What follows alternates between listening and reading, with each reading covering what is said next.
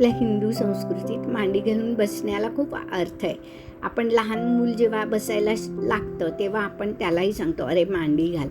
जेवायला मांडी घालून बसायला सांगतो, पूजेला मांडी घालायला बसायला सांगतो.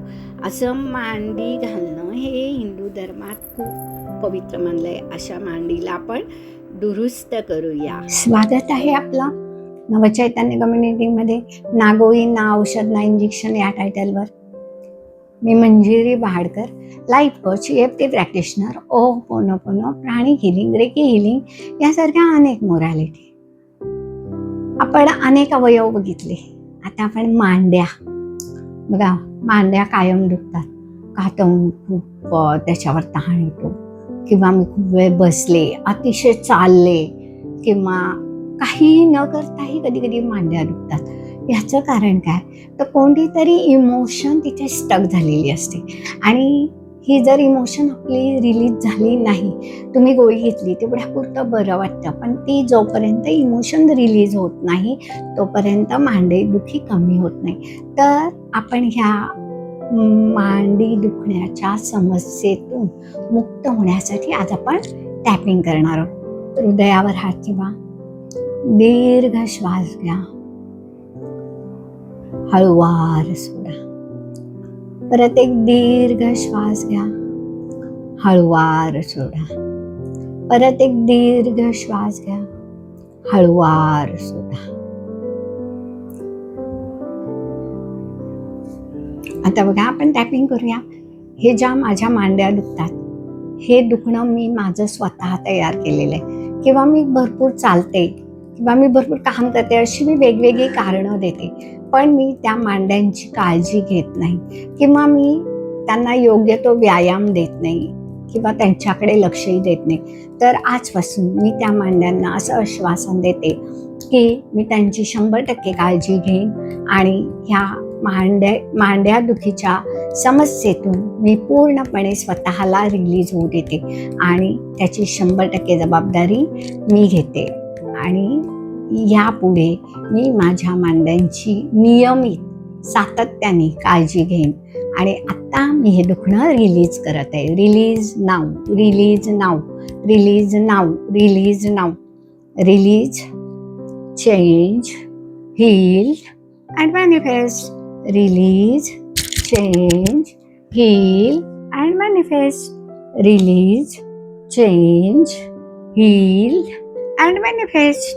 Release, change, heal and manifest. Release, change, heal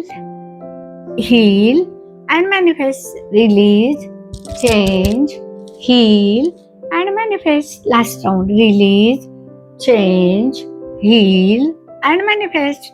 release, change, heal and manifest.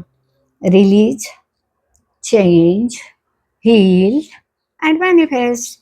Release, change, heal and manifest. Release, change, heal and manifest. Release, change, heal and manifest. Release, change, heal and manifest. Release, change, heal and manifest. Last round. Release, change, heal and manifest. Release, change, heal and manifest. Release, change, heal and manifest. Release, change, heal and manifest. Release, change, heal and manifest. Release, change, heal and manifest. Release, change, heal and manifest. Release, change, heal and manifest. Last round. Release, change, heal and manifest. Release, change, heal and manifest.